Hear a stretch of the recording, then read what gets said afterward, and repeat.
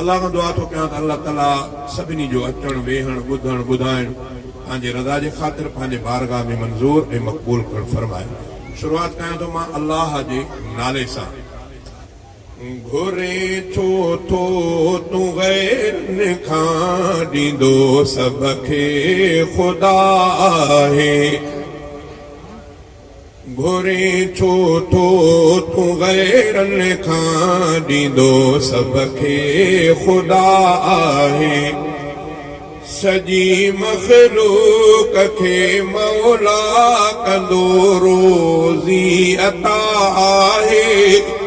घुरे छो थो तूं गैरनि खां ॾींदो सभ खे ख़ुदा आहे। घुरे छो थो तूं गैरनि खां ॾींदो सभ खे ख़ुदा आहे। सॼी मख़लूक खे मौला कंदो रोज़ी अता आहे। घुरे छो थो तूं गैरनि खां ॾींदो सभ खे ख़ुदा आहे।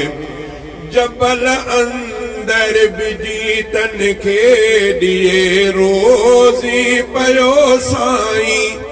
जबल अंदर बिजी तन खे ॾिए रोज़ी पयो साईं। दहन अंदर मिठी मिसरी रखाई रब ग़िज़ा आहे।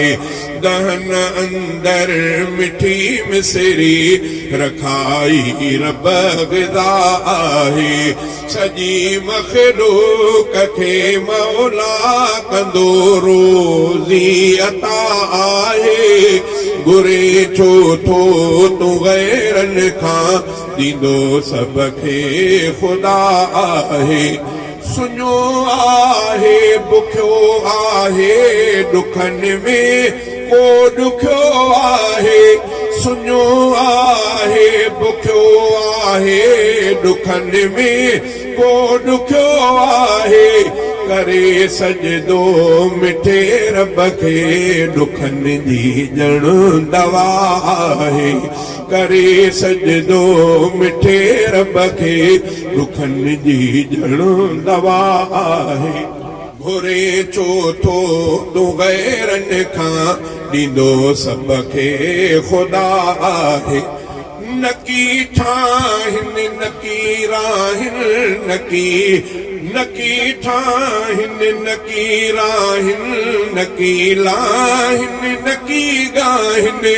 नकी ठाहिनि नकीराहिनि नकीलाहिनि नकी गाहिनि।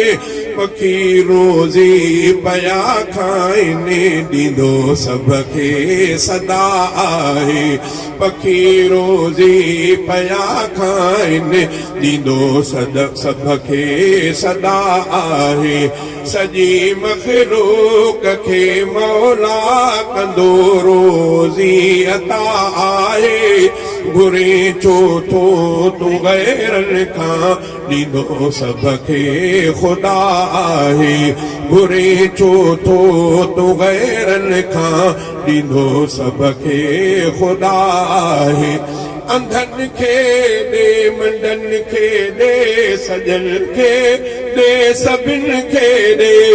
अंधनि खे ॾे मंडनि खे ॾे सजन खे ॾे सभिनि खे ॾे। ढिलनि खे ॾे भलनि खे ॾे इहा रब जी सखा आहे। ढिलनि खे ॾे भलनि खे ॾे इहा रब जी सखा आहे। सॼी मख़लूक खे